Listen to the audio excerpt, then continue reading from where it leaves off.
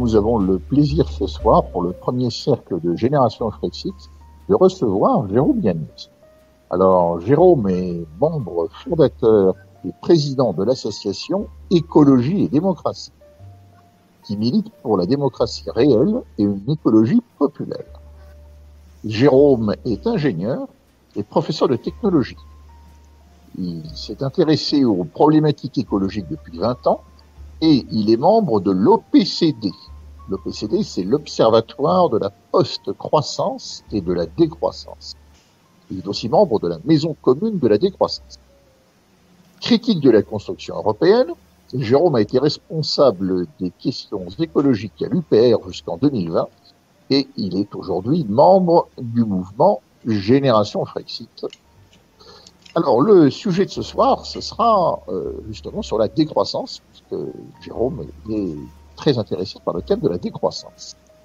Je voulais préciser qu'il y a quelques jours, j'ai été personnellement reçu à Saint-Léonard de Noblat, ou à côté de Limoges, où Jérôme Yanez avait organisé une rencontre entre des partis politiques, des mouvements associatifs, sur le thème de l'écologie et de la démocratie. Donc, je représentais Génération Frexit, et il y avait aussi donc des associations, des mouvements politiques. Je pense au Parti Pirate, je pense au PRCF qui était présent. Et il y a eu des discussions de grande qualité.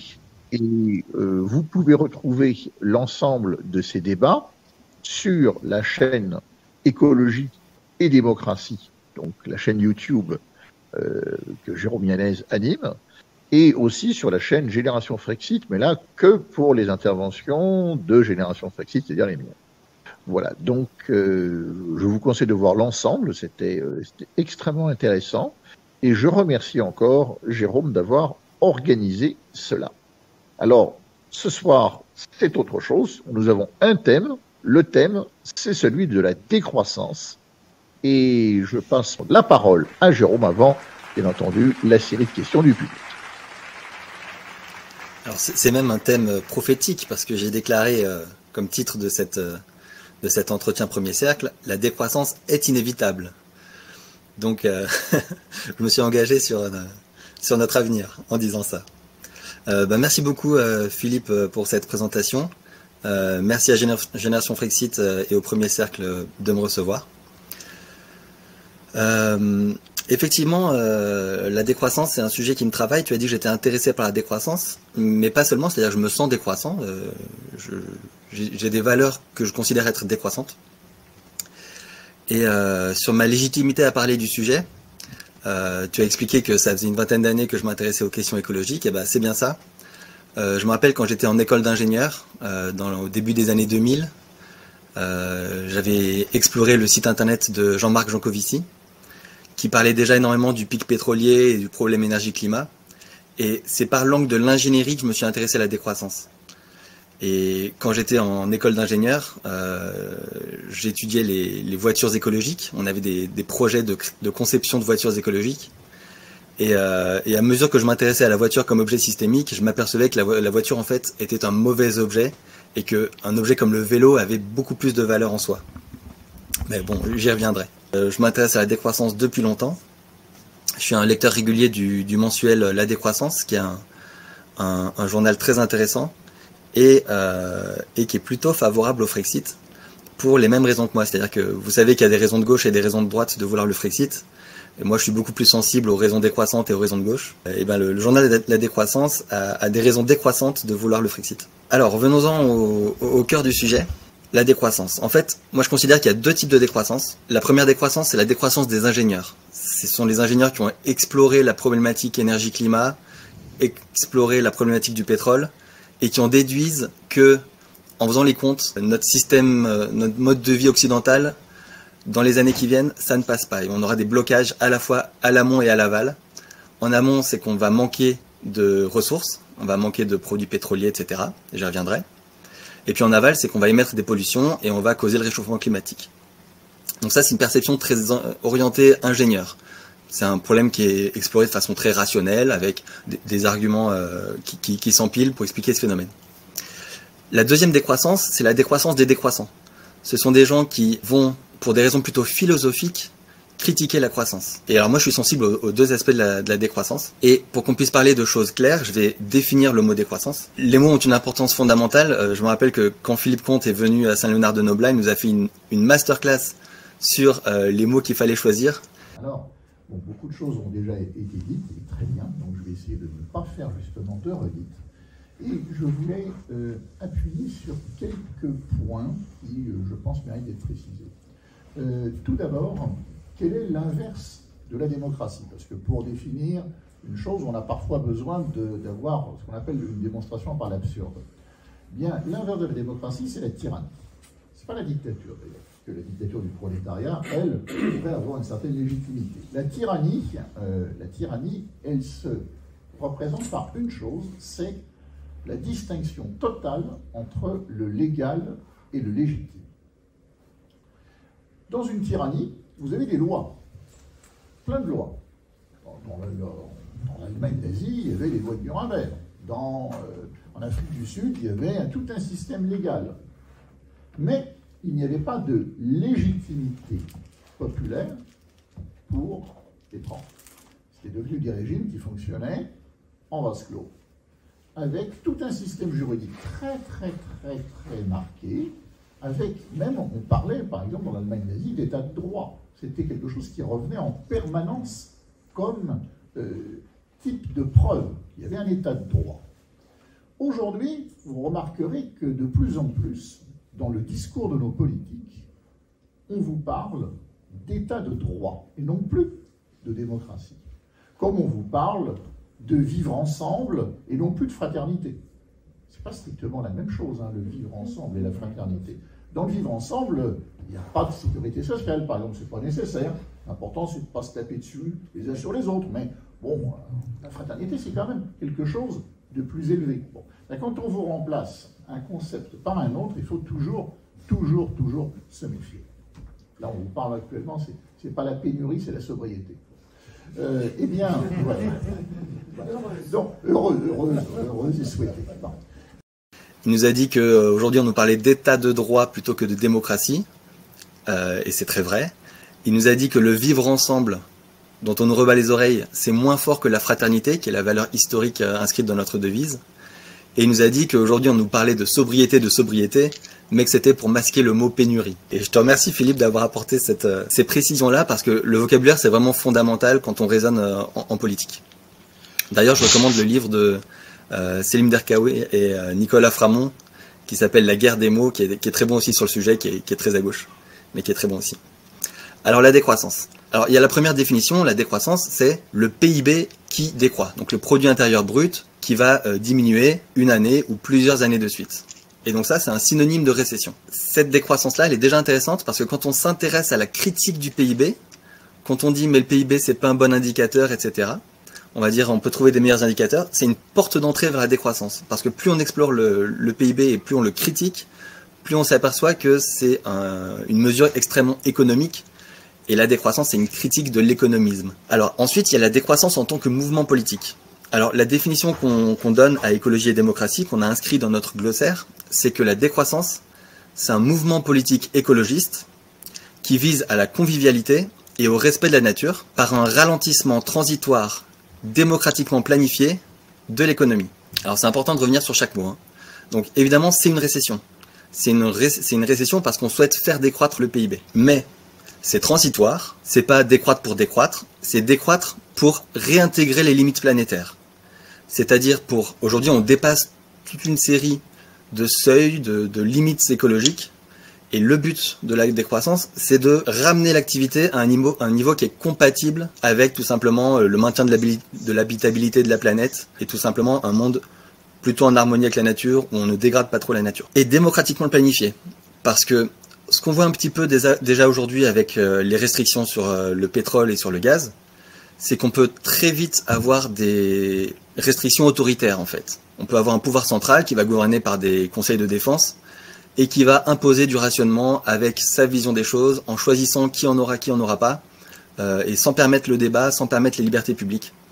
Et donc ça, c'est ce qu'on appelle la dictature verte. Et on appelle ça aussi, ça ce sont les mots de Jaime Samprin, c'est l'administration du désastre. C'est-à-dire qu'on intervient très très tard, on n'a pas du tout anticipé, et le jour où on a des problèmes, on rationne de façon autoritaire et brutale. Et forcément, selon que l'État est dans un état dégradé de corruption ou oligarchique, ceux qui seront dans le bon côté pourront profiter encore des avantages jusqu'au dernier moment, et c'est le peuple qui trinquera en premier. Donc voilà, c'est important de dire que la décroissance doit être démocratiquement planifiée. Il faut que ce soit le peuple qui débatte et qui choisissent comment gérer cette décroissance. Je vais aussi citer la définition de Timothée Parikh. Alors Timothée Parikh, c'est un économiste qui en ce moment fait une petite tournée médiatique autour de son dernier livre qui s'appelle Ralentir ou périr. Donc déjà le titre est assez équivoque. C'est assez proche, hein. Lui, il dit que la décroissance, c'est une réduction de la production et de la consommation pour alléger l'empreinte écologique, planifiée démocratiquement, dans un esprit de justice sociale et dans le souci de la qualité de vie. Donc il ne s'agit pas d'infliger une potion amère à tout le monde, il ne s'agit pas de dire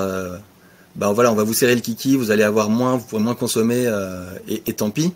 L'idée c'est qu'on peut, avec des niveaux de consommation beaucoup plus faibles qu'aujourd'hui, avoir une vie épanouie et une vie une bonne vie, le bon vivre. Dans les définitions de la décroissance, on retrouve souvent des compléments, notamment cette idée que la décroissance n'est pas la même pour tout le monde, elle est à géométrie variable. Ça veut dire que les pays riches doivent davantage décroître que les pays pauvres. Les pays pauvres ont en quelque sorte un droit à sortir de la misère, et c'est aux pays riches de faire un effort. Et à l'intérieur des nations, les classes les plus bourgeoises vont avoir un effort beaucoup plus important à faire que les classes populaires.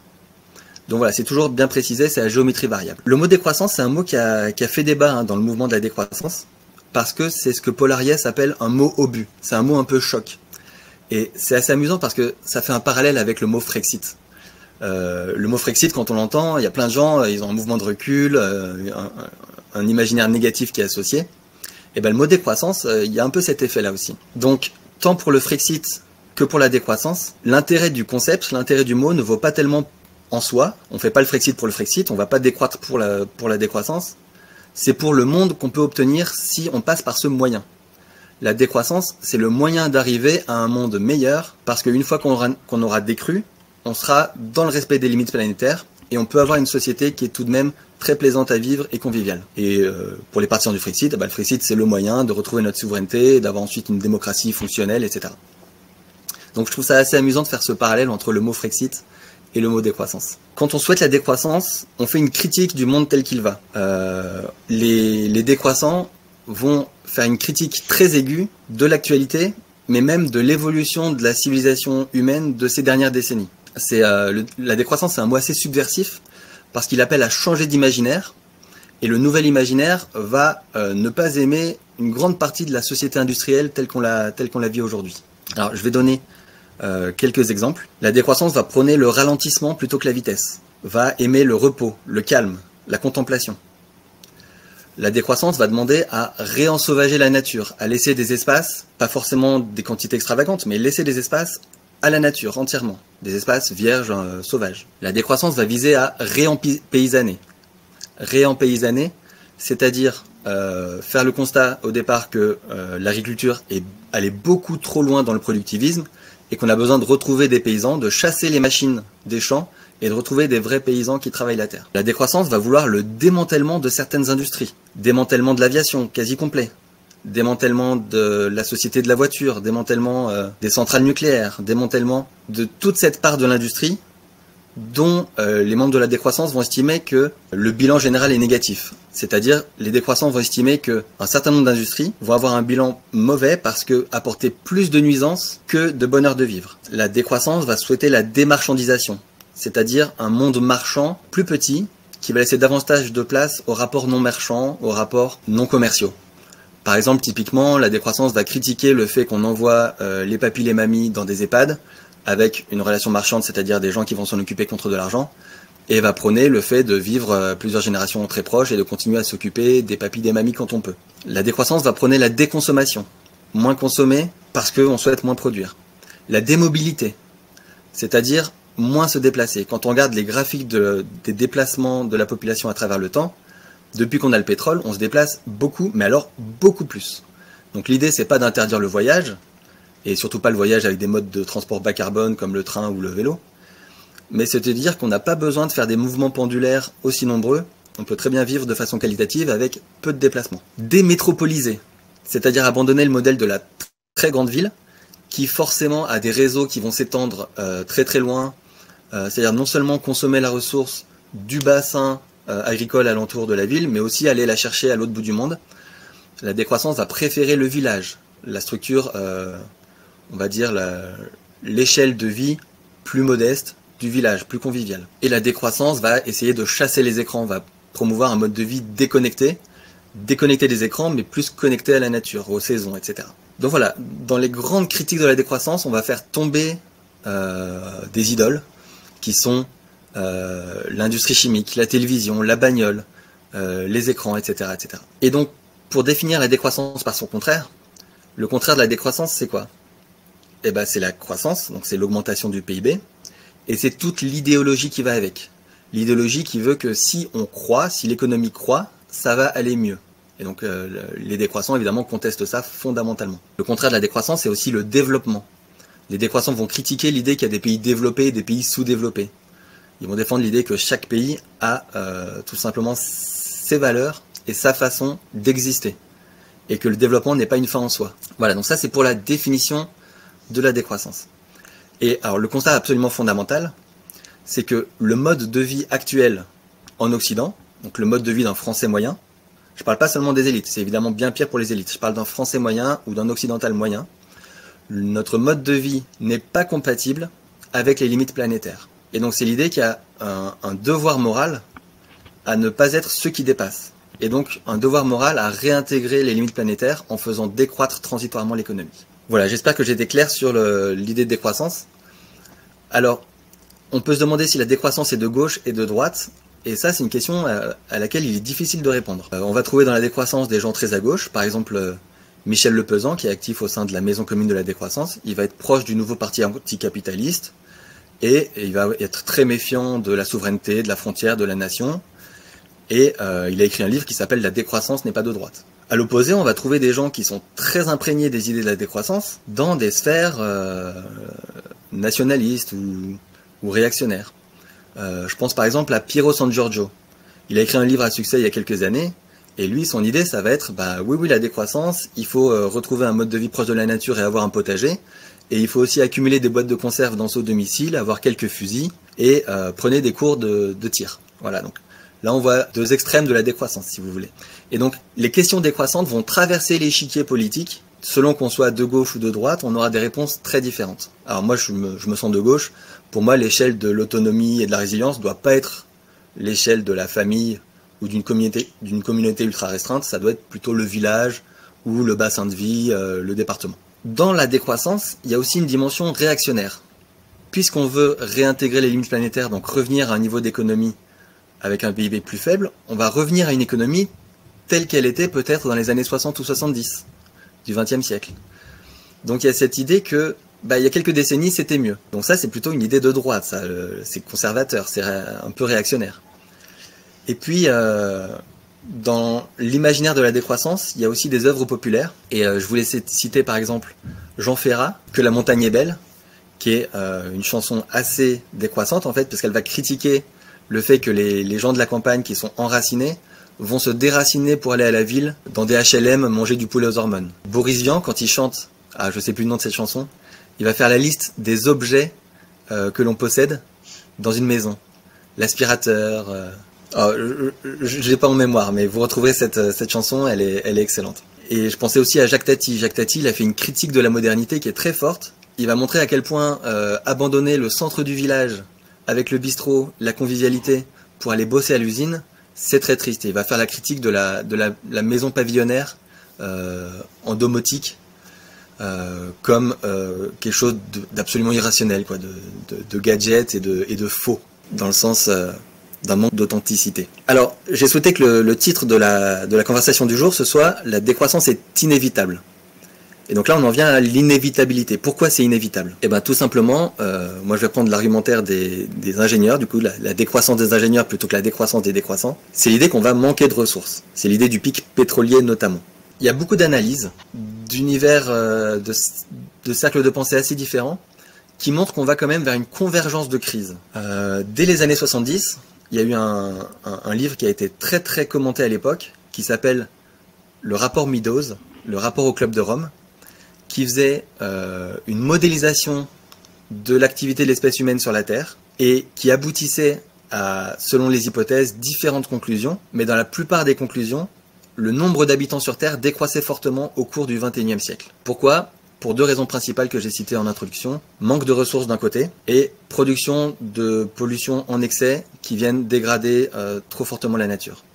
Et dans les deux cas, ça va produire une baisse du PIB par tête et une baisse du niveau de vie, en fait, du niveau de vie matériel, avec même un retour de la mortalité. Alors, est-ce que c'est prédictif ? Non, c'est un modèle informatique, ça ne lit pas dans l'avenir.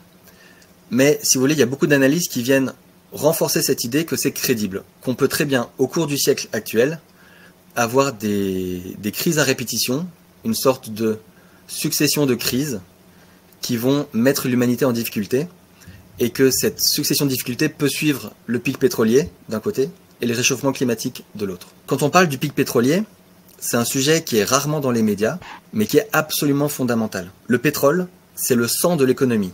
Si on n'a plus de pétrole, on a énormément de secteurs ordinaires de l'économie qui ne peuvent plus fonctionner. Et il y a des conséquences qui sont rarement citées, c'est que si on a un pic pétrolier, on a un pic sur l'énergie qui peut rendre très difficile d'aller chercher d'autres ressources. Si on a moins de pétrole, et alors le raisonnement vaut aussi pour le gaz et le charbon, pour lequel on n'a pas beaucoup plus de réserves finalement, c'est-à-dire que c'est à l'échelle de quelques décennies, c'est pas à l'échelle de plusieurs siècles. Donc ça va arriver de notre vivant. Le manque de pétrole va faire qu'on aura des difficultés à aller chercher les autres ressources dans le sous-sol. Moins on a de pétrole disponible, moins on pourra aller chercher du cuivre, du lithium, des métaux spéciaux dans le sous-sol. Et donc on va se retrouver avec un pic pétrolier qui va causer des pics de métaux successifs. Et on va avoir ce qu'on appelle le pic de tout. C'est-à-dire que la petite période de pénurie qu'on connaît actuellement va devenir la norme, et dans les acteurs économiques, certains n'auront plus accès à la ressource. Ce sera plus une question seulement de prix. Le prix sera peut-être une des modalités du fait que certains seront exclus des achats de ces matières et que d'autres y sont encore. Mais globalement, il y aura un effet de pénurie générale sur le pétrole, sur des métaux critiques, sur les métaux ordinaires. Et donc tout ça va causer des problèmes énormes à l'industrie globale. Un autre problème majeur, c'est que les rendements agricoles actuels, qui sont assez hauts parce qu'ils ont beaucoup progressé grâce à la révolution verte, sont beaucoup dus au pétrole et aux engrais azotés qu'on construit à partir de gaz. Et donc si on a une tension sur le pétrole et sur le gaz, les rendements élevés qu'on obtient aujourd'hui vont plafonner, voire baisser. Et donc on va avoir un retour de la famine de façon globale sur Terre. Alors sans doute qu'il y a des pays riches qui vont échapper à la famine en aspirant les matières premières agricoles, les denrées agricoles d'autres régions du monde, mais il y a forcément une partie de l'humanité qui va souffrir du manque de pétrole et de gaz dans les décennies à venir. Donc là, vous comprenez qu'on parle de fin de l'industrie et on parle du retour de la famine. Donc on parle de sujets qui sont des sujets extrêmement lourds, des sujets majeurs. Alors pour moi, c'est pas du catastrophisme de dire ça. Pour moi, c'est une étude rationnelle des faits qui amène à des conclusions logiques qui sont qu'on va vers des problèmes, vers des pénuries, et que ça va arriver parce que tout simplement, en regardant les chiffres, ça ne passe pas. J'aime bien citer le chiffre de Mathieu Ozano, qui était un ancien journaliste du Monde et qui a été un des présidents, qui est encore le président du Shift Project, qui a été créé par Jean-Marc Jancovici. Et il avait expliqué dans une note de blog assez complète, comme les champs pétroliers actuels sont en déclin et de plus en plus en déclin, on va devoir trouver, si on voulait simplement maintenir le niveau pétrolier, 4 Arabies Saoudites par an. Si je ne me trompe pas, c'est bien ce chiffre-là. Vous ferez la recherche, je ne l'ai pas noté là. Je pense bien que c'est ce chiffre-là, 4 Arabies Saoudites par an. Et évidemment, ça ne va pas arriver, tout simplement par manque de ressources. Donc, moi, je me définis pas comme un collapsologue. Je suis pas là à me faire plaisir en me disant il va se passer des choses, ça va péter, c'est intéressant, le monde va changer et peut-être il sera meilleur après. Moi, je suis plutôt dans des scénarios plus réalistes où on va subir tout simplement la crise, on va subir les pénuries. Et pour moi, notre avenir dans les décennies qui viennent, alors c'est peut-être pas à 2 ans, c'est peut-être plutôt à 20 ans. Mais dans les années qui viennent, on va avoir plutôt des scénarios type effondrement de l'Argentine ou effondrement de l'URSS, avec des crises comme ça lourdes sur plusieurs années, pendant lesquelles la population va mal. Et je peux le préciser aussi, on peut avoir des rebonds secondaires, c'est-à-dire on peut subir des grosses crises. Le système capitaliste est assez instable, c'est-à-dire quand on a des crises qui éclatent, ça peut faire des effets boule de neige et ça peut faire des grosses récessions qui deviennent des dépressions. Il peut y avoir des rebonds, mais sur un siècle ou deux, l'anticipation des gens qui donne de l'importance au pic pétrolier, c'est qu'on va décroître pendant plusieurs décennies. Et on va avoir ce problème de ressources en même temps que le problème de pollution. C'est-à-dire qu'on va se retrouver dans quelques décennies, ou même un peu avant, on y est déjà même, avec des ressources pétrolières énergétiques limitées, des ressources en métal limitées, et en même temps, les problèmes majeurs qui vont arriver. La chute de la biodiversité, qui va commencer à poser des gros soucis.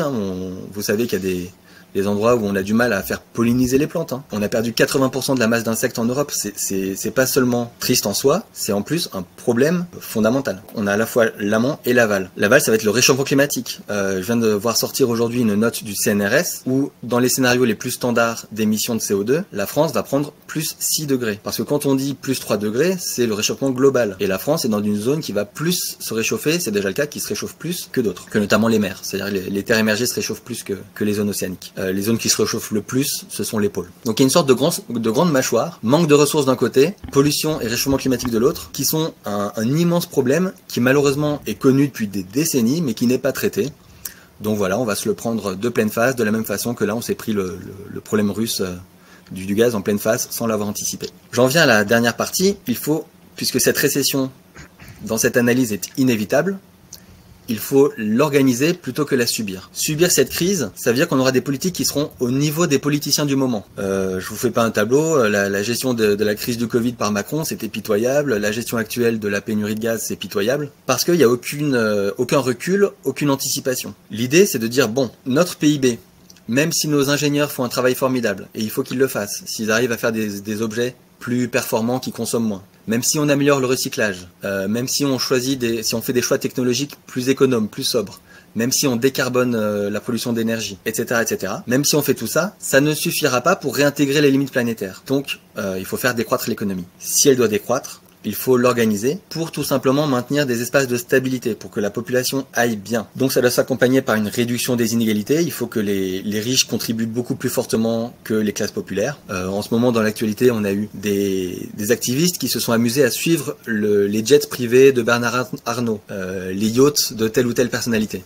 Alors c'est assez riche d'enseignements, c'est assez scandaleux. On a des allers-retours à l'autre bout du monde pour quelques heures. Donc évidemment, organiser la récession, ça va être dire vous allez récessionner plus que les autres. Votre niveau de vie va ressembler au niveau de la population générale. Vous allez devoir décroître beaucoup plus fortement. Et on va toucher au mode de vie même de la population en général. Vous savez que dans les débats sur l'écologie, on a le niveau de consommation de viande, le fait d'abandonner la voiture et de passer au mode de transport actif comme le vélo, etc. Tout ça, ce sont des moyens plutôt sympathiques parce que populaires. On va dégrader notre niveau de confort, mais pas nécessairement notre niveau de bonheur. En tout cas, c'est ce qu'il faut essayer d'organiser le mieux possible. Dans organiser la décroissance, organiser la récession, on va choisir de faire tomber certaines industries plutôt que d'autres. L'aviation, il faut la faire tomber. Il y a le bateau à la place, ça touche qu'une petite élite qui prend excessivement l'avion. C'est une industrie très symbolique à faire tomber. La publicité, on peut la faire tomber. Notre qualité de vie va pas trop s'en ressentir. Et pour chaque industrie qu'on va faire décroître, ça libérera des marges pour maintenir d'autres activités qui sont plus fondamentales au bonheur social. Prenons une Tesla par exemple. Si on évite de fabriquer des Tesla, on dit on arrive en récession dans les décennies qui viennent, on va arrêter de faire des Tesla. Pour chaque Tesla qu'on arrête de produire, premièrement avec l'acier on peut fabriquer une cinquantaine de vélos et donc déplacer une cinquantaine de personnes plutôt que la personne qui s'est acheté la Tesla. Pour chaque Tesla évité, on n'aura pas besoin de construire des kilomètres d'autoroute et on va plutôt construire des pistes cyclables. Et puis ce lithium qui est sous terre, on va le laisser sous terre. Donc ça c'est un exemple très pratique de décroissance. Donc c'est pas des blagues, hein. L'idée c'est vraiment de démanteler des industries pour simplement un objectif qui est pas un objectif délirant. L'objectif c'est de réintégrer les limites planétaires. C'est de maintenir l'habitabilité de la planète. Et si vous n'êtes pas convaincu que la décroissance permet de maintenir l'habitabilité de la planète, c'est à vous de démontrer que par l'innovation de rupture, qui peut se déployer en une dizaine ou une vingtaine d'années, on peut maintenir le niveau de vie des classes occidentales. Parce que ce qu'on appelle le découplage, c'est-à-dire le fait de faire croître l'économie, d'améliorer le niveau de vie matériel, tout en faisant diminuer l'empreinte écologique, c'est à ce stade non démontré. Donc c'est de l'ordre de la foi, c'est une croyance. Les seuls petits découplages qu'on a vus, ce sont des pays qui sont passés, par exemple comme la France dans les années 70, au nucléaire. Donc là, on a le niveau de vie qui a continué à croître gentiment dans les 30 glorieuses et l'impact carbone qui a diminué. Pareil, récemment, l'Angleterre, elle est passée au gaz, elle a quitté le fioul pour le gaz, donc on a eu un petit découplage sur le carbone. Mais vous voyez, c'est pas structurel. On on n'a pas de possibilité aujourd'hui de faire croître le niveau de vie et de faire décroître en même temps l'empreinte environnementale. Tout simplement parce que la croissance aujourd'hui, ça va être plus de voitures, plus d'avions, plus d'ordinateurs, plus d'électronique, plus d'objets qui vont avoir une empreinte environnementale trop lourde. Voilà, donc l'idée, c'est que la décroissance est nécessaire et que l'organiser est préférable que de la subir. Donc en conclusion, si on vise, en tout cas moi c'est ce que je vise, une société meilleure, plus plaisante à vivre, un des éléments c'est d'avoir une économie qui est en harmonie avec la nature, qui respecte à la fois les gens et la nature, et pour moi comme pour beaucoup de décroissants, ça passe par la décroissance. Voilà pour mon exposé. Est-ce que j'ai été trop long, trop court? Est-ce que tout va bien? Non, je pense que c'est très très clair et il va y avoir pas mal de questions pour pouvoir justement encore plus préciser ta pensée. Alors, la toute première, c'est une question de Gilles. Il dit, mais est-ce que, avec la crise sanitaire de 2020 et la crise énergétique actuelle, est-ce qu'on n'est pas d'ores et déjà rentré dans un principe de décroissance? Non. Alors, on va distinguer du coup la récession et la décroissance en tant que philosophie. La décroissance en tant que philosophie, elle reste aujourd'hui très minoritaire. La plupart des gens sont technosolutionnistes et se disent bon, il y a peut-être des problèmes dans l'avenir, je les connais pas très bien, mais pour l'instant, jusqu'ici, ça tient. Et on a des ingénieurs qui peuvent inventer des nouvelles choses, on va basculer vers des modes décarbonés, on va faire la voiture électrique, et voilà, ça ira mieux. Ça, c'est quand même, globalement, l'état d'esprit général de la population, on est plutôt de ce côté-là. Il y a quand même beaucoup de gens qui sont travaillés par les questions de décroissance, hein. Mais ça reste, en général, quelque chose qui n'est pas encore extériorisé et vécu de manière pratique. Aujourd'hui, on est dans un monde qui est relativement stagnant dans des pays comme la France. C'est-à-dire qu'on a une année un peu de croissance, une année un peu de récession. Et de façon générale, le monde est encore en croissance. Malgré la crise Covid, malgré les difficultés actuelles qui sont plus ressenties par l'Europe que par d'autres nations. Le monde globalement est encore en croissance. On a des croissances de l'ordre de 2, 3, quelques années on a 5% de croissance. Donc on a le sentiment, si on regarde le PIB, qu'on a de la croissance. Par contre, le PIB c'est simplement une convention économique. Et si on fait le bilan du PIB et donc de la richesse matérielle qui s'accroît, mais qu'on met en négatif la destruction de forêts, si on met en négatif la dégradation du climat, si on met en négatif la dégradation de la biodiversité, alors c'est difficile de le faire de façon très comptable, mais on voit un bilan qui se dégrade considérablement. Et moi, mon sentiment, c'est qu'on est déjà en décroissance de ce point de vue-là depuis des années, c'est-à-dire que notre capital naturel se dégrade si vite qu'en réalité, on est dans un bilan très négatif depuis, à mon avis, quelques décennies. Quid aussi de l'exploration spatiale? Est-ce qu'on ne pourrait pas, parce que tu dis la Terre est limitée, en effet, mais l'espace n'est pas limité. Il y a des programmes d'aller chercher des minéraux sur la Lune, de pouvoir, pourquoi pas, avoir du terraforming de Mars. Bon, il y a des tas de gens qui pensent à ce type de croissance infinie parce que l'univers serait infini. Quelle serait ta réponse? Sur la question spatiale, je suis un amateur de science-fiction, j'aime beaucoup. Aujourd'hui, mettre 1 kilo de matière en orbite, ça coûte extrêmement cher. La conquête spatiale, l'idée d'aller sur d'autres planètes, d'en extraire des minéraux, de les ramener, de les rapatrier, l'idée de détourner des astéroïdes, par exemple de l'amener en orbite, puis de faire un câble et un ascenseur spatial qui va faire descendre les métaux rares qui sont sur cet astéroïde sur une planète, puis des transports interplanétaires pour les amener sur Terre. C'est une idée qui théoriquement fonctionne. Dans un livre d'Isaac Asimov, je crois que c'est dans Fondation, on a une planète qui s'appelle Trantor, je crois, si ma mémoire est bonne. Et c'est une planète qui est entièrement couverte de bâtiments sur plusieurs étages, donc il n'y a aucune agriculture dessus. Et elle est dépendante totalement pour son approvisionnement en alimentation des planètes alentours. Pour moi, c'est de l'ordre de l'impossible à échelle de quelques siècles. Fondamentalement, mon avis personnel, c'est que l'humanité n'a pas grand-chose à faire dans l'espace pour l'instant. C'est-à-dire qu'on a quand même tellement de problèmes sur Terre à régler que tout usage de ressources pour de la conquête spatiale, des satellites, etc., pour moi, c'est un usage assez superflu et assez mauvais de nos ressources restantes, puisqu'on raisonne en budget de ressources restantes. Alors, que penses-tu des mouvements écologistes actuels officiels, type Europe Écologie des Verts, et aussi des militants qui font des happenings politiques, comme de balancer de la peinture sur plutôt de la sauce tomate sur une peinture, d'ailleurs c'est plutôt comme ça, et pour pouvoir faire prendre conscience des enjeux climatiques. Cette forme d'activisme, moi je trouve ça très bien.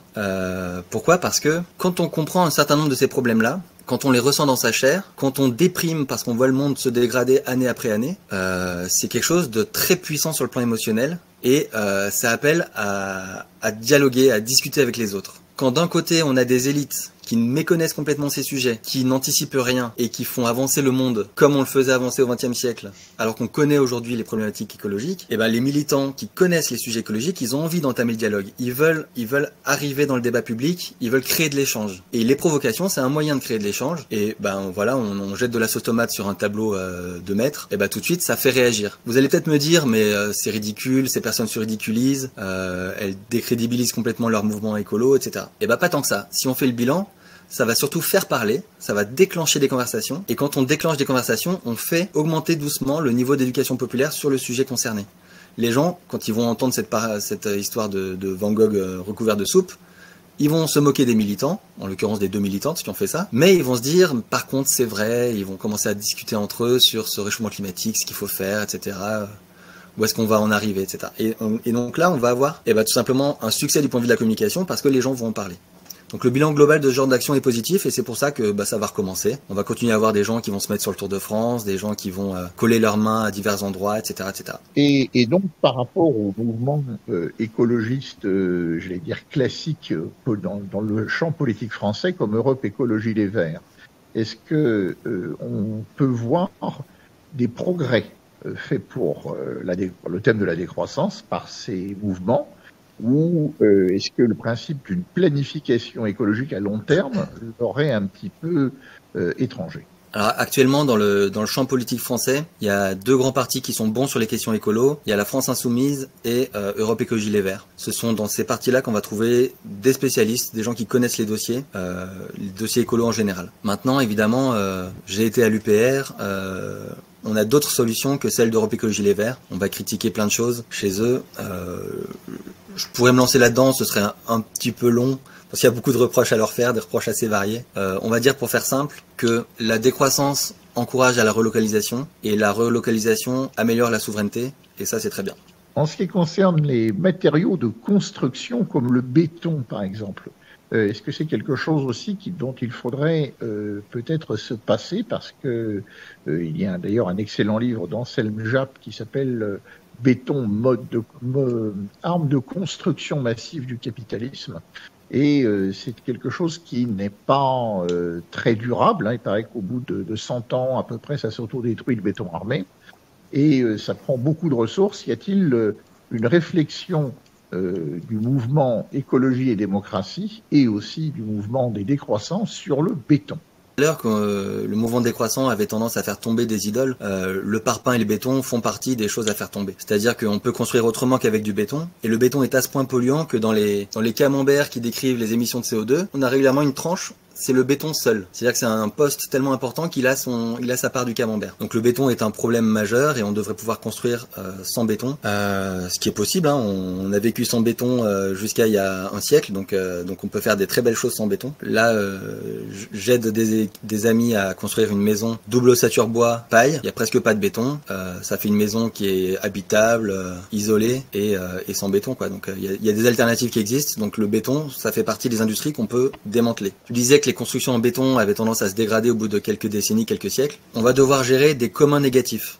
C'est-à-dire qu'on reçoit en héritage la civilisation du passé, et donc on reçoit en héritage un monde qui est largement aujourd'hui construit en béton, et on va devoir, dans les décennies et les siècles à venir, gérer ces communs négatifs, c'est-à-dire accepter d'être embarrassé par toutes ces constructions en béton, et trouver des manières de vivre avec, donc soit de les maintenir, soit de les abandonner pour choisir lesquels on va maintenir, etc.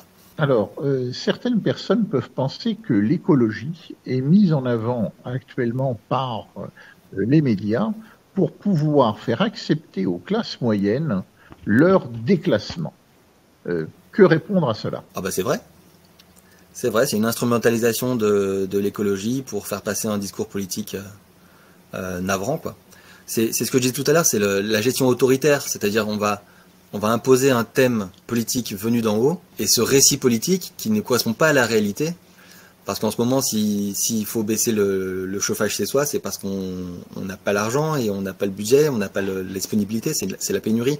C'est pas la sobriété. La sobriété, c'est une belle valeur qui est souvent reprise dans la décroissance. Vous savez, c'est la simplicité volontaire, la sobriété choisie. C'est le fait de choisir un mode de vie de façon individuelle ou avec sa famille, de choisir un mode de vie compatible avec les limites planétaires en avance par rapport à la société. Et ça, moi, c'est quelque chose que je trouve d'absolument admirable. Pour moi, il y a quelque chose d'assez héroïque quand on se lance personnellement, soi et sa famille, à changer de mode de vie, à se mettre en décalage de la société parce qu'on trouve ça juste. Pour moi, c'est assez admirable. Ce sont des croissants pratiquants, des gens qui sont convaincus et qui vont le mettre en pratique. Une autre question, le premier pays qui se lançait dans la décroissance, est-ce qu'il ne se mettrait pas lui-même en position de faiblesse par rapport à d'autres pays qui, eux, ne suivraient pas ce mouvement? Alors oui, ça c'est une des grandes objections à la décroissance, c'est une question de réelle politique. C'est dans l'équilibre actuel des puissances, un pays qui se met à décroître, c'est un pays qui sera faible et qui peut, tant qu'on a des impérialismes, c'est un pays qui peut se faire vaincre par un des empires parce qu'il est faible, parce que son économie ne tient pas le choc des attaques militaires et économiques, parce qu'en ayant décru, il a fragilisé son économie, il a réduit son économie, donc il est plus vulnérable. Ça c'est une des grandes objections qui sont très très vraies. Et ce dont la décroissance a besoin, c'est d'une démondialisation solidaire, c'est-à-dire d'un accord entre les pays pour non plus avoir des rapports prédateurs et c'est le plus fort qui va prendre le plus de ressources, mais avoir des démarches de partage ou au moins de distribution. C'est-à-dire de dire, on a cette ressource qui reste, chaque année vous aurez ci, nous on aura ça, et on signe un traité où on se répartit comme ça les ressources pour le faire de façon pacifique. Parce que ce qui nous attend quand on fait de la réelle politique, c'est qu'on va avoir un empire américain qui est extrêmement vulnérable aux problématiques que j'ai soulevées. C'est-à-dire que dans des grandes régions des États-Unis, on n'a pas à manger local. On n'a qu'une station-service où on va avoir des aliments ultra transformés, des bars Mars et Snickers et des choses comme ça. La ville américaine est construite après l'invention de la voiture et on a des villes extraordinairement étalées. On n'imagine pas la taille d'une ville comme Houston par rapport à Paris qui est ultra dense comparée à Houston. En plus, il n'y a pas de tradition potagère aux États-Unis, enfin beaucoup moins que dans d'autres régions du monde.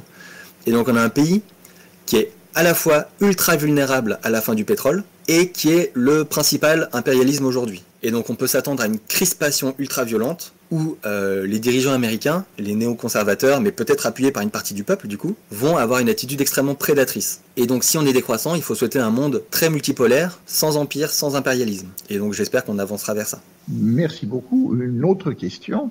Est-ce que la découverte d'une source d'énergie rêvée, un peu, pourquoi pas la fusion nucléaire par exemple, ne permettrait-elle pas à la fois de pouvoir résoudre les problèmes écologiques tout en gardant une croissance et aussi pouvoir résoudre la crise climatique puisque le nucléaire, particulièrement la fusion, ne rejetterait pas de gaz à effet de serre?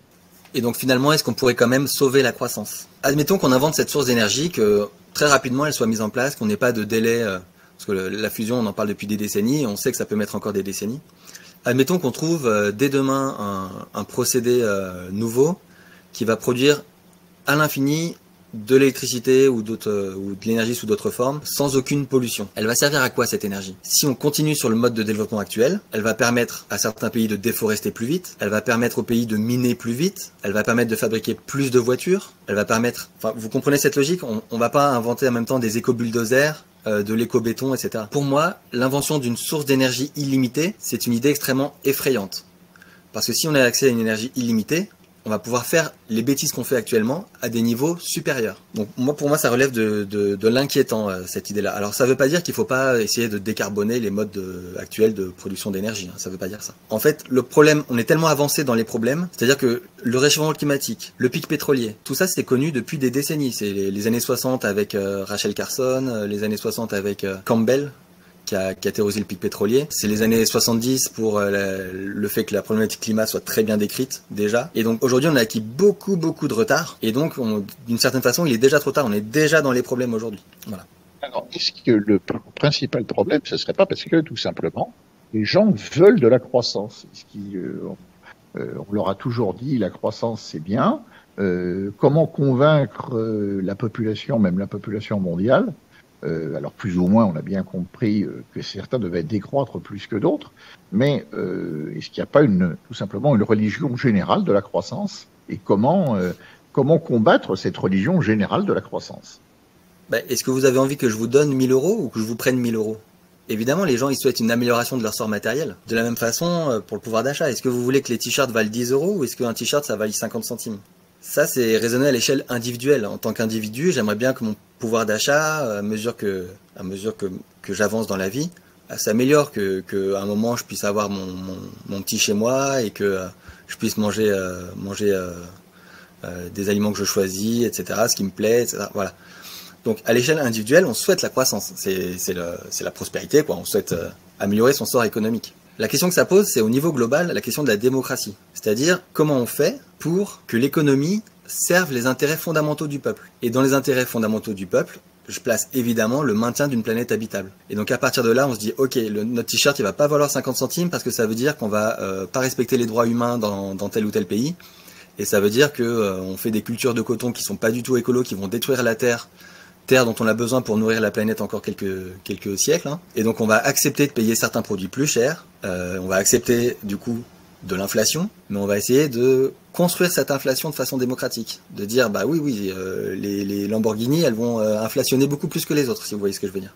Et quid de la solution suivante, réduire la population mondiale tout en gardant à peu près la même production, et donc augmenter le PIB par tête. Alors oui, ça marche en théorie. C'est-à-dire que si on trouve une solution finale, on va dire, pour bien comprendre ce dont on parle, si on trouve une manière d'exterminer une grande partie de la population mondiale, et bah tout de suite, la population restante, elle aura des marges de consommation de ressources beaucoup plus élevées. Alors il faut faire des précisions très importantes quand on aborde ce sujet-là.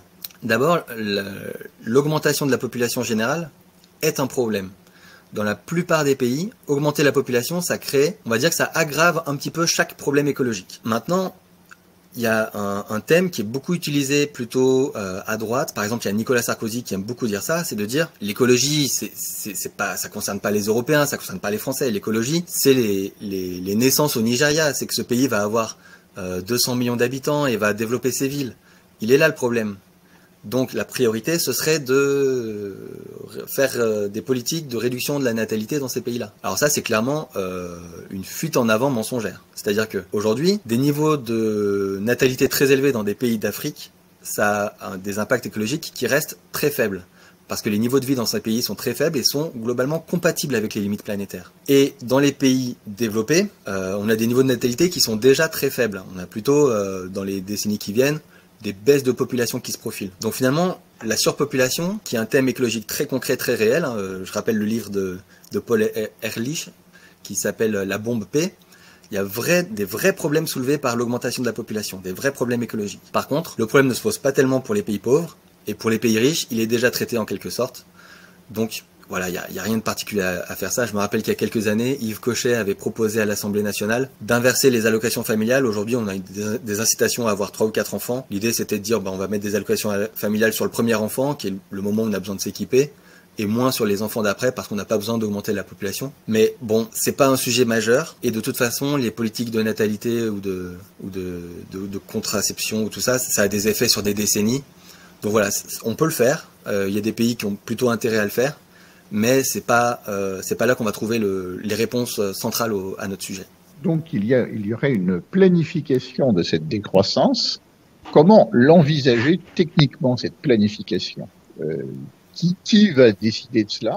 Et il faut que ce soit à l'échelon national, européen, mondial, et surtout, comment réussir à faire un programme planifié? Alors si j'avais une réponse à cette question-là, je serais très heureux. Ça se construit. Hein. Moi, j'ai une forte prédilection pour le triptyque commune, département, nation. Et après ONU. Pour moi, c'est les 4 niveaux qui sont les plus pertinents pour répondre aux problématiques du moment. La commune, on peut faire des plans communaux de résilience, des plans communaux qui vont essayer de produire la nourriture pour les habitants du coin, faire un peu de stockage de nourriture collective, qui vont peut-être essayer de voir s'il y a des activités artisanales qu'il faudrait pas installer pour ne pas dépendre de l'extérieur. Voilà, on peut imaginer des communes comme ça, alors idéalement de façon démocratique au sein de la commune. Dans l'écologie, on a un thème qui revient assez souvent, qui est l'idée de bassin écologique. C'est-à-dire que, par exemple, un bassin versant, c'est un espace écologique cohérent avec... dessiné par le fleuve et par la cuvette. On a en général une population qui partage des valeurs communes. Et donc c'est un espace écologique très pertinent. Et il se trouve qu'en France, on a quand même globalement construit les départements sur des des espaces comme ça, donc c'est très pertinent. Ça peut être des biorégions du coup. Pareil avec les mêmes problématiques mais à une autre échelle. Planification nationale, oui, si on est en démocratie. Moi, je suis un militant du référendum d'initiative citoyenne, d'une réforme de la Constitution. Il faut que les citoyens aient leur mot à dire. Il faut que les corps intermédiaires aient leur mot à dire. Ça fait des décennies que les corps intermédiaires sont marginalisés. Les partis politiques, les syndicats, les grandes associations. Aujourd'hui, on a quand même un président qui gouverne assez seul, mais il a même plus le Parlement. Il faut comme ça réinstaller des grands contre-pouvoirs, un grand pouvoir médiatique indépendant, des grandes associations de consommateurs qui peuvent avoir plein de choses très intéressantes à dire pour orienter l'économie, la consommation et la production. Donc voilà. Et au niveau international, pour moi, il faut évidemment pas un niveau de coercition. Pour moi, il faut simplement coordonner les différentes nations entre elles et souhaiter la meilleure coopération possible entre les nations dans un internationalisme bien compris. Alors j'ai vu une question de Jean-Baptiste qui est assez ardue, qui est la suivante. Ne devine-t-on pas un soubassement religieux sous le caractère philosophique de la décroissance, à savoir un élan réactionnaire, une pulsion nihiliste au sens d'anti-humaniste? Parce que notre monde de croissance est la conclusion, un peu sordide, de l'humanisme de la Renaissance qui s'opposerait à la morale ascétique de la chrétienté médiévale. En bref, un mode décroissant est-il compatible avec les acquis philosophiques de progrès tels que la Renaissance nous les a légués? Alors c'est une question honnêtement qui est un peu trop difficile pour moi. Je vais quand même essayer d'apporter des petits éléments de réponse. Il y a une tension au sein des mouvements écologistes et décroissants sur l'acceptation de l'héritage des Lumières. Il y a d'une partie, on va dire, tous nos raisonnements sont quand même fondés sur la raison et rationnellement, on peut choisir la décroissance. Et puis il y a aussi une tendance à dire, écoutez, non, les problèmes tels qu'ils sont posés aujourd'hui sont directement dus à l'héritage des Lumières. Parce que dans les Lumières, on a voulu être maître et possesseur de la nature. En faisant monter le niveau scientifique, on a voulu faire monter le niveau de maîtrise du monde, qui est un niveau de domination du monde, et c'est ça qui nous a mis dans cette situation inextricable. Donc il y a comme ça une tension entre deux pôles, un pôle rationnel et un pôle moins rationnel, et on a même vu des dérives sectaires ou des dérives New Age ésotériques. Il y en a encore assez, c'est pour moi une source plutôt d'amusement de les constater, même si quelquefois ça devient un peu dangereux. Et puis sur l'idée de renouveau religieux, dans la religion chrétienne, on a eu à plusieurs reprises un éloge de la pauvreté. Et le pape François, récemment, a fait plusieurs fois l'éloge de la pauvreté, parce que dans la tradition chrétienne, on a ce rejet de la richesse. Mes cours de catéchisme sont trop loin pour que je fasse des citations précises, mais il y a cette idée que pour aller vers le salut, il faut poser ses richesses et plutôt avancer dans le monde spirituel. Et dans certains discours, on va dire plutôt effondristes, on a cette idée-là de la fin des temps. On a cette idée-là, le monde va s'effondrer. Ce sera un petit peu un parallèle avec le jugement dernier. Aujourd'hui, vous êtes inquiet, vous êtes malheureux, vous subissez le monde tel qu'il est. Acceptez l'idée de l'effondrement et vous irez mieux, vous vous sentirez mieux. Là, on a une dimension qui est assez religieuse là-dedans, qui se constate dans certains discours, en effet. Alors moi, je suis évidemment dans le camp de la raison. Pour moi, dans l'héritage des Lumières, on peut garder plein de choses, et on peut faire les choix de connaître la nature sans la dominer d'une façon qui la détruit. Alors, une question, mais qui va amener une réponse très rapide. Donc, tu as parlé en début d'entretien d'un ouvrage en particulier portant sur la décroissance. Pourrais-tu rappeler l'auteur de cet ouvrage et l'éditeur pour que ceux qui souhaiteraient creuser cette question sur un plan intellectuel puissent en faire l'acquisition? Alors, dans le paysage médiatique francophone, on a très peu de voix qui portent la décroissance. C'est un peu comme le Frexit, ça passe pas bien dans les médias. Donc, Timothée Paric, c'est une des personnes qui passe dans les médias en ce moment. On l'a vu sur France Info, on l'a vu dans des tas d'interventions diverses et variées. Et alors, il publie en ce moment un livre qui s'appelle « Ralentir ou périr ». Et donc, c'est un livre qui, paraît-il, est bon, mais je l'ai pas encore lu. Dans les livres que je peux recommander très chaudement parce que je l'ai lu et parce que c'est excellent, je citerai « Il est urgent de ralentir » de Clément Caudron. Il était présent dans la fête de la démocratie que j'ai organisée la semaine dernière. Et il a un discours extrêmement structuré, il a une approche d'ingénieur et il aboutit à des conclusions que je trouve tout à fait excellentes, tant sur le plan quantitatif que sur le plan qualitatif, c'est-à-dire sur le fait qu'on peut aboutir à une société meilleure si on suit ses recommandations. Un des derniers invités que nous avons eu au premier cercle, Régis Portalez, à qui nous parlions de ton association, trouvait extrêmement intéressant le principe d'un mouvement écologiste favorable au Frexit. Alors, est-ce réellement le positionnement de ton association, dont je rappelle le nom Écologie et Démocratie, et d'une manière plus générale, peux-tu nous définir les objectifs de ton association et éventuellement comment y adhérer pour ceux qui seraient en accord avec tes propos? Alors je vais commencer sur comment y adhérer, si quelqu'un est intéressé. Donc le site internet c'est écologiedémocratie Et pour une raison un peu obscure qu'on essaye de résoudre en ce moment, on n'est pas référencé sur Google. On est bien sur tous les autres moteurs de recherche, mais pas sur Google, ce qui est un vrai problème en ce moment. Donc écologiedémocratie.fr.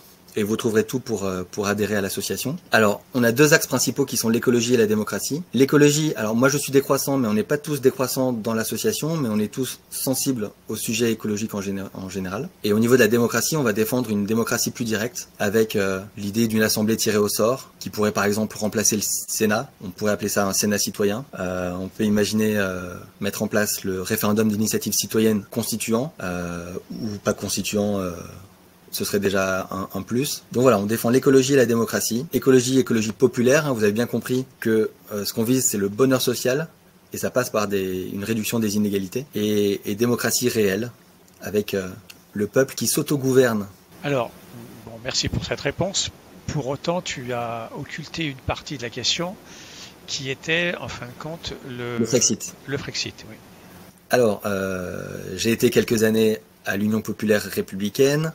Je suis aujourd'hui adhérent à Génération Frexit et même membre suppléant du bureau. Donc, je suis favorable au Frexit. Dans le manifeste de notre association, on a écrit très clairement, non pas le mot Frexit, mais on a écrit que la volonté du peuple d'aboutir à une économie en harmonie avec la nature et d'aboutir à la démocratie réelle ne devait pas être bloquée par des ruptures de souveraineté. Alors vous trouverez ça dans notre manifeste, hein, c'est un petit paragraphe à la fin. Et donc l'idée, c'est que si des tutelles nous empêchent de parvenir à nos objectifs, eh bien il faut supprimer ces tutelles.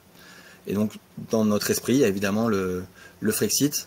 On peut considérer même que le souhait de faire finir l'Union européenne, non pas simplement d'être un pays qui sort, mais le fait que cette Union européenne soit démantelée et de mettre à la place une simple coopération internationale de qualité, soit un objectif utile pour atteindre à la fois l'écologie et la démocratie. Alors, c'était utile que tu nous fasses cette précision. Donc, effectivement, on comprend plus qu'à demi-mot le but de votre association.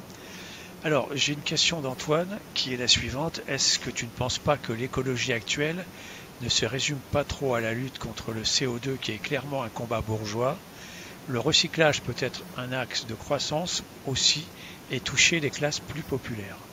Alors le combat sur le CO2 est aujourd'hui plutôt porté, le souci du CO2 est plutôt porté par les franges les plus bourgeoises de la population, mais pas du tout seulement, et c'est plutôt un problème populaire. J'ai expliqué que si on n'a pas une écologie populaire, le problème climatique va d'abord se répercuter sur les classes populaires. Donc c'est dans l'intérêt des classes populaires de s'emparer bien davantage de ce sujet-là. Pour moi, c'est pas du tout un problème de bobo, le problème du CO2. Alors après, on peut parler des modalités, et là, évidemment, voiture électrique, un truc de bobo, etc. Quand on est, moi j'habite dans le Limousin, il y a quelques voitures électriques, mais le discours global sur la voiture électrique, c'est que c'est un truc d'urbain, c'est un truc de centre-ville, de gens assez riches. Il y a une critique très forte comme ça dans les milieux populaires. Donc c'est pas un sujet bourgeois. Par contre, les modalités peuvent être à l'avantage des bourgeois. Quand on a un bonus de 7 000 € pour les gens qui achètent une voiture neuve, c'est évidemment pas une politique populaire. La politique populaire, ce serait de construire des vraies voies cyclables, que les gens puissent vélo-taffer avec des vélos carrossés dans toute la France. Alors, en décroissance, peut-on encore financer les services publics? Ah, ça c'est une bonne question. Il y a même deux questions. Il y a est-ce qu'on peut les financer, et est-ce que le maintien d'un niveau de service public élevé et pas un poste de consommation de ressources à faire diminuer aussi. Par exemple, un Français moyen produit 12 tonnes de CO2 et il faudrait atteindre idéalement 2 tonnes, sinon 0. Et rien que les services publics, donc le fait d'avoir des écoles, qu'elles soient chauffées, le fait d'avoir des hôpitaux, que les hôpitaux soient pourvus en médicaments, en matériel et soient chauffés, on est déjà à 1 tonne et demie. Ça veut dire que si on maintient les services publics à égalité d'aujourd'hui, on a déjà utilisé rien qu'avec les services publics les 3/4 du budget carbone de chacun. Et il resterait qu'un petit quart pour manger, pour se déplacer, pour tout le reste. Pour acheter des objets. C'est une vraie question, ça se travaille. J'ai pas de solution à apporter. Sur le financement, c'est vrai que c'est un problème aussi. Hein. C'est-à-dire que dans un monde en décroissance, il y a des perdants. C'est même un jeu à somme négative, donc il y a plus de perdants que de gagnants. L'idée, c'est que les services publics soient beaucoup moins perdants que les autres secteurs de l'économie pour maintenir ce qui est quand même un des éléments qui permet aux gens les plus modestes de supporter leurs conditions populaires. C'est le fait d'avoir accès à des services publics de qualité. Donc il y a un vrai travail à faire pour à la fois maintenir un financement convenable et décarboner, parce que même les services publics doivent être décarbonés aussi. Je te remercie. Alors je vais poser une autre question. La décroissance est-elle compatible avec le développement du progrès technologique, et si les technologies sont susceptibles de régler la crise climatique, est-ce qu'il n'y a pas un dilemme? Alors moi j'ai une conviction personnelle qui est que on n'a pas inventé grand-chose de nouveau depuis le transistor, que tous les développements technologiques récents sont globalement dus à l'informatisation qui continue, donc à l'invention du transistor. Pour moi il n'y a pas grand-chose à atteindre du progrès technique. Alors ça ne veut pas dire qu'il faut rien faire, mais pour moi mettre trop d'argent dans des solutions qui n'existent pas encore en disant on va investir, les ingénieurs vont nous trouver des choses qui vont nous sortir de la mouise. Pour moi, c'est un pari et dans une situation d'urgence, il vaut mieux éviter les paris et faire des choses les plus concrètes. Alors, cette opinion-là, c'est la mienne personnelle. Je suis pas sûr que ce soit la même chez tous les membres de notre association. D'accord, je vais te poser une question un petit peu plus générale. La croissance est-elle une valeur, à ton avis, intrinsèque à la nature humaine, et de ce fait, la décroissance, n'est-ce pas quelque chose qui va à l'encontre de l'homme? Alors, j'ai une nouvelle question qui est arrivée. C'est la suivante. En acceptant de ne plus utiliser et développer les technologies de pointe, ne va-t-on pas aller vers un appauvrissement intellectuel? J'ai tendance à penser que l'appauvrissement intellectuel, il a déjà lieu aujourd'hui. Alors que c'est vrai que le niveau général est pas forcément très haut, notamment dans le débat public. Par contre, sur le fond de la question, il ne faut pas sous-estimer l'inventivité, l'ingéniosité, la quantité de savoir-faire, la quantité de connaissances à mobiliser pour faire de l'artisanat de qualité. Vous prenez un ingénieur lambda d'aujourd'hui, vous le mettez devant une machine de Léonard de Vinci, c'est de la basse technologie chez Léonard de Vinci, mais c'est fantastique d'ingéniosité et de complexité et de savoir-faire. De la même façon, quand on parle d'agriculture, il y a un côté de facilité avec les techniques modernes, c'est-à-dire qu'on fait une sélection de semences, on invente des engrais, et du coup on a des champs en monoculture. Et voilà, on met le bon dosage. Alors c'est quand même, il y a un savoir-faire, je dis pas, c'est un métier pas facile. Faut prendre en compte la météo, tout ça. Il y a une technicité. Mais d'une certaine façon, puisque c'est de la monoculture, c'est quelque chose d'assez linéaire. Quand on commence à vouloir faire de la polyculture élevage, vouloir faire des jardins-forêts, tout de suite on s'aperçoit qu'il y a une très haute technicité. Donc un appauvrissement intellectuel, je crois pas du tout à ça, même si on fait un choix collectif d'aller plus vers des basses technologies ou des technologies intermédiaires appropriables. Très bien. Alors, je pense que nous sommes arrivés au terme de cet entretien et de cet échange avec toi, Jérôme. En tout cas, je remercie tout le monde, je remercie les auteurs des questions. J'ai reçu des questions très intéressantes et j'ai pas honte de dire qu'elles dépassent mon simple niveau de citoyen. Mais écoute, le propos et les questions étaient aussi passionnants et d'une très haute tenue, à peu près identique à ce que nous avons pu vivre pour ceux qui sont allés à Saint-Léonard-de-Noblat pour assister à cette première rencontre que tu avais organisée, et en particulier le premier débat qui a eu lieu sur la démocratie. C'était vraiment admirable. Donc voilà, bon, maintenant on va dire que la parole circule, donc ceux qui veulent prendre la parole, vous pouvez y aller. Avant de prendre les questions, je voulais apporter 2 images qui vont accompagner ce que j'ai dit depuis tout à l'heure. La première, c'est une image issue d'un blog qui date de 2015, mais ça n'a pas beaucoup changé depuis. C'est l'empreinte carbone des Français ventilée par poste de consommation. Et donc on retrouve le chiffre des services publics que je citais tout à l'heure. Donc il y a 1,5 tonne de CO2 qui concerne seulement les services publics et la santé. Et l'enjeu actuel, c'est de faire passer tout ce petit monde-là à l'intérieur d'un rectangle qui ferait seulement 2 tonnes. Donc la taille occupée par la voiture sur ce schéma. En dehors du progrès technique, ce qu'il faut faire, c'est faire des croix. C'est-à-dire supprimer des postes ou les réduire à une expression plus simple. Alors la deuxième image que je voulais partager avec vous, c'est une image un graphique du pic pétrolier. Moi, je voulais revenir sur cette histoire de happening, la question que j'avais posée au sujet de... D'ailleurs, je ne sais pas très bien c'est qui exactement qui a fait ça. Ouais, la soupe sur Van Gogh. Ouais. Enfin, il n'y a pas que ça, ils ont fait d'autres sur d'autres tableaux. Il y a eu le mec à la Joconde là, qui avait lancé des œufs, je sais plus quoi. Et puis, alors d'abord, je voudrais poser 2 questions. C'est qui ces gens exactement? Est-ce qu'ils représentent vraiment quelque chose? Enfin, je sais pas si tu les connais.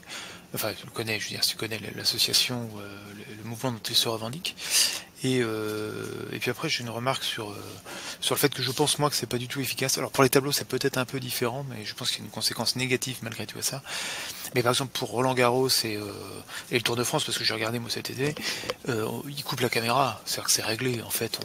Si tu n'as pas la présence d'esprit de deviner ce que c'est, la personne lambda qui prend ça ne sait même pas que ça existe. Donc c'est, à mon avis, ils vont abandonner parce que ça ne sert à rien. Eh ben, je pense l'exact contraire.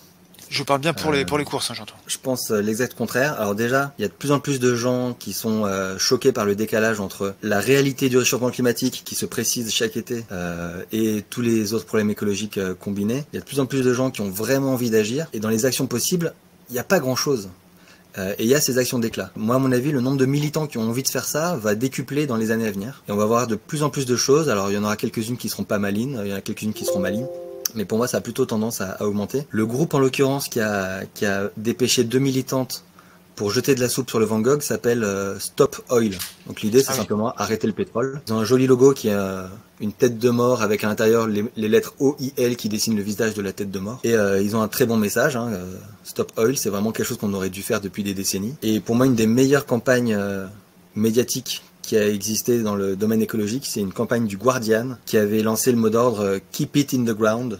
Donc laissez-nous ça dans le sous-sol. C'est l'idée que il faut surtout pas sortir les énergies fossiles qui nous restent, quoi. À la fois parce qu'on supprime de la ressource pour les générations futures lointaines, mais surtout parce que les brûler, ça pose des problèmes tellement considérables que c'est une folie de le faire, en fait. Ça me fait un peu penser à la planète, à l'armée des 12 singes, hein, pour le film, pour ceux qui ont la référence, qui connaissent.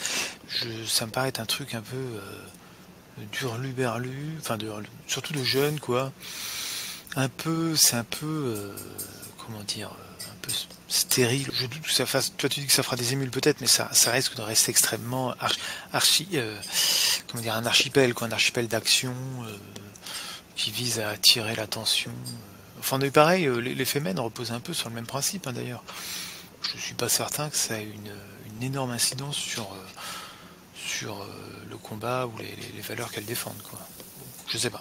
Il faut comparer le fait de mener ses actions avec le fait de ne pas le faire. Le bilan est positif de les mener, quoi. Il pourrait faire autre chose. Enfin, je sais pas. Est-ce qu'il pourrait pas y avoir des actions qui soient plus peut-être centrées sur l'objet? Je dis ça, c'est vrai que c'est facile, hein, de le dire comme ça.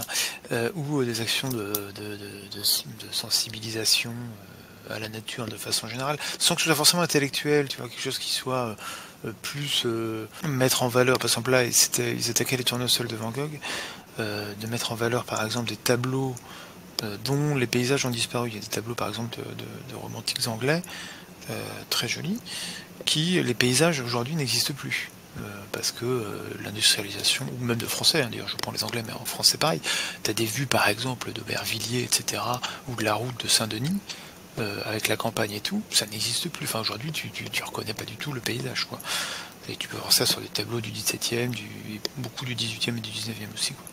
Est-ce que ça serait pas plus porteur et plus intelligent? Bon, voilà, c'est peut-être mon côté esthète qui me joue des tours, mais j'ai quand même l'impression. Oui, moi je pense que ça rappelle un petit peu les actions de XR Rebellion, qui sont des actions qui visent à choquer l'opinion, à faire prendre conscience. Pour moi, ça, on peut les assimiler un petit peu à des lanceurs d'alerte, mais derrière, effectivement, ce que ça peut occasionner de positif pour moi, hein, de ce que je pense, c'est que ça peut organiser derrière une sorte de communauté qui va adopter des préceptes et peut-être aller vers de la décroissance et s'entraider et animer des choses. Mais c'est vrai que ça touche pas aujourd'hui la majorité de la population, loin de là, et ça va aller trop peu rapidement pour contrer un petit peu les effets néfastes de la mondialisation et du néo-capitalisme, du néolibéralisme. Donc moi, si j'ai une question à reposer à Jérôme, c'est tu as dit qu'il y avait plusieurs niveaux d'action pour amorcer un véritable changement au niveau communal jusqu'à l'ONU. Après, j'ai pas entendu les deux autres là. Mais du coup, sous quelle temporalité est-ce qu'il faudrait qu'on aille? Quelles actions prioritaires est-ce qu'il faudrait mener auprès de quelles instances pour accélérer le mouvement, si on veut aller vers quelque chose de où on risque moins d'aller dans un mur, mais plus anticiper correctement. On est à la bourre de 40 ans. Et le budget carbone pour rester sous les 1,5 degré, qui est une barrière qui est déjà très très haute, c'est-à-dire que quand on dit que le monde se réchauffe de 1,5 degré, on y est presque, hein, c'est très bientôt.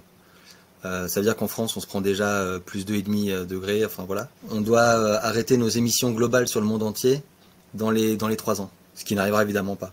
Donc on est très très en retard, on aurait dû prendre en compte ces problématiques-là il y a 20 ans, 30 ans, même 50 ans. Et donc aujourd'hui, on est dans une situation qui est tellement avancée qu'on n'a plus le loisir de choisir nos leviers principaux, nos leviers de prédilection. On doit appuyer sur tous les leviers qu'on a très très fort en même temps. C'est-à-dire, il faut à la fois de la recherche scientifique sur la décarbonation, à la fois des politiques démocratiquement décidées de sobriété, à la fois, il faut traiter tous les sujets en même temps, de façon urgente. Et il faut que ça se fasse dans tous les pays du monde aussi en même temps, d'après ce que tu as dit. Parce qu'il faut que ça se fasse de manière concertée, sinon celui qui va décroître en premier s'il est tout seul, il va prendre le risque de se faire qu'il y ait de la prédation sur lui par rapport à des pays ou des gens un peu impérialistes, comme tu disais, comme les États-Unis. Après, si la crise que j'ai décrite, la crise lancinante sur plusieurs décennies, est très aiguë, il y a une hypothèse optimiste qui est de dire que les pays seront tellement dans des problèmes internes importants qu'ils seront moins enclins à intervenir à l'étranger. Ils seront, ils ont déjà beaucoup à faire avec les problèmes internes. Et donc ça, c'est plutôt une hypothèse optimiste parce que ça veut dire que il n'y aura pas de conflagration mondiale, quoi. Je vais revenir surtout sur une réponse que tu as faite qui m'a quand même un petit peu interrogé, qui concernait la natalité des pays en voie de développement. Tu nous as fait un exposé en nous disant que c'était pas un problème puisque, en fin de compte, la consommation en termes et la génération de CO2, etc., des populations des pays en voie de développement n'avait pas réellement d'impact au niveau mondial. Soit on peut l'entendre. Cependant, est-ce que quand on est dans un combat comme le tien, on n'a pas vocation à se projeter un petit peu dans l'avenir et avoir une vision prospective et de se dire que toutes ces populations ont vocation et volonté à obtenir un mode de vie identique au mode occidental. Et que là, on se retrouve avec une véritable bombe à retardement qui risque de nous exploser au visage. Alors donc, je suis un peu étonné par la réponse que tu as faite. Ici et maintenant, je peux comprendre effectivement que ça ne soit pas un problème, mais tu as parlé du Nigeria. Effectivement, le Nigeria, avec quelques dizaines de millions d'habitants, il devrait dépasser le milliard dans quelques décennies. Toute l'Afrique, c'est du même ordre. Et bon, on sait très bien qu'en Asie, le mal est déjà fait. Est-ce que c'est pas extrêmement dangereux pour la planète de laisser continuer un tel taux de natalité dans ces pays? Le Nigeria, c'est 480 millions, je crois. 1 milliard, ça me paraît énorme. Non, j'ai dit dans quelques décennies. Ouais, mais... Il faut regarder la courbe exponentielle du Nigeria. C'est assez spectaculaire. Écoute, quand on fait de la prospective, c'est vrai que c'est important de voir loin. La transition démographique au niveau global, elle est en train de s'accomplir et elle est bientôt achevée. C'est-à-dire que le nombre de pays avec un taux très élevé d'enfants par femme continue de se réduire et aujourd'hui il y a très peu de pays qui sont concernés. On a quelques pays africains et pas beaucoup de pays ailleurs, peut-être un tout petit peu l'Amérique du Sud. Donc pour moi c'est pas un sujet. Alors j'ai pas dit que c'était pas un sujet. C'est-à-dire que dans chacun de ces pays-là, il faut traiter la question, et il y a des pays où ça peut être problématique que la population augmente trop vite. Mais en bon souverainiste, je suis pour que ce soit ces pays-là qui règlent eux-mêmes ce problème, les problèmes qu'ils rencontrent. Surtout pas l'idée que des pays pourraient choisir le nombre d'habitants d'autres nations. Et j'ai bien précisé que quand même l'augmentation de la population était problématique parce qu'elle aggravait un peu tous les problèmes écologiques. Donc c'est un sujet quand même. Maintenant, c'est un sujet qui est en quelque sorte en train de se résoudre un peu tout seul par la transition démographique globale. Et pour un Français, il n'y a rien de spécial à faire sur ce sujet-là. Jérôme, j'aurais une question à te poser. Ton association s'appelle Écologie et démocratie. Bien. Je réfléchis aux Amériques, aux Américains, enfin en tous les cas aux États-Unis, qui sont des pollueurs énormes, qui se moquent éperdument des phénomènes d'écologie, hein, donc ils sont sortis des traités, etc., pour continuer à faire ce qu'ils ont envie de faire. Et la question que je me pose, c'est est-ce que c'est la politique menée par les États-Unis qui est ainsi, ou est-ce que ce sont les Américains qui sont ainsi? En clair, est-ce que les idées écologistes gagnent du terrain auprès de la population américaine, et auquel cas ça pose un réel problème de démocratie. C'est-à-dire que les Américains auraient peut-être une fibre écologiste, mais qu'elle ne s'incarne pas dans la politique parce que ce régime n'est pas réellement un des régimes démocratiques. Et ça peut interpeller. Alors je sais pas quelle vision tu peux avoir des États-Unis, de la population et des institutions américaines, mais c'est quelque chose qui peut interpeller aujourd'hui dans nos pays peut-être encore un peu démocratique. C'est-à-dire que peut se développer cette idée effectivement et ce sentiment écologiste, mais qui n'arriverait pas à exister du fait que nos sociétés deviendraient de moins en moins démocratiques. En Europe, comme aux États-Unis, il y a quand même les grandes sociétés qui ont pris une dose majeure de pouvoir, hein. On est tant aux États-Unis qu'en France, on a eu un passé révolutionnaire et des très belles constitutions qui ont été écrites avec des idéaux qui ont été merveilleusement bien exprimés des deux côtés de l'Atlantique. Et malheureusement, ici comme là-bas, on a une démocratie qui est très chancelante. D'ailleurs, nous à Écologie et Démocratie, on parle plutôt de système représentatif que de démocratie, hein, puisque c'est quand même il y a un système d'assemblée qui fait qu'on a on a un schéma plus oligarchique que démocratique du coup. Mais dans les deux cas, l'oligarchie a même été supplantée par la plutocratie, quoi. C'est-à-dire qu'on a les grandes sociétés du monde et les gens très très riches en fait, les fameux 1%. Qui oriente l'économie mondiale et les choix politiques des grandes nations. Et je pense que même aux États-Unis, il y a un mouvement écologiste, hein, aux États-Unis. On sait que le système américain est très orienté autour de deux grands partis qui sont les démocrates et les républicains. Mais le troisième parti, c'est les Verts. C'est tout petit, mais ça existe. Donc moi je crois en la démocratie et je crois que quand la démocratie est réelle, les gens ont une certaine sagesse et une certaine profondeur, hein. Je prends l'exemple de la Convention citoyenne sur le climat. On a fait confiance à 150 citoyens français pour faire des recommandations sur les réductions d'émissions de carbone en France, et ils ont fait un travail merveilleux en quelques mois. Il y a presque rien à jeter. Toutes les associations écolo étaient ravies. Et qu'est-ce qui s'est passé, c'est que dès que les recommandations ont été connues, tous les lobbies qui suivaient pas trop cette affaire-là jusqu'à ce que le programme sorte, tous les lobbies se sont activés et ont détricoté, démantelé, vidé de substance toutes les propositions qui étaient faites, et on a un programme politique assez pertinent qui est encore dans les cartons du coup, qu'on pourrait encore appliquer. Et d'ailleurs on finira par y venir, parce que si je prends l'exemple emblématique des 110 km/h sur l'autoroute, à la prochaine crise de sobriété, hein, de sobriété forcée, on y viendra de toute façon. Donc moi je crois que la démocratie engendre naturellement l'écologie. Eh bien, nous l'espérons tous, et d'ailleurs réciproquement, que l'écologie engendre la démocratie. Écoute, je pense que l'heure étant avancée et le sujet peut être épuisé ainsi que les participants. Donc, écoute, nous te remercions beaucoup pour nous avoir fait découvrir la frange écologiste des Frexiteurs ce soir, parce que il y a des Frexiteurs de tous bords, et c'est bien de pouvoir découvrir les écologistes qui sont Frexiteurs, il y en a. Et merci beaucoup, franchement, de l'ensemble de toutes tes explications, des développements. C'était très clair. Alors, on peut être pour ou contre, mais l'important, c'est que c'était d'abord cohérent. Et ça, c'est devenu assez rare d'avoir une pensée cohérente.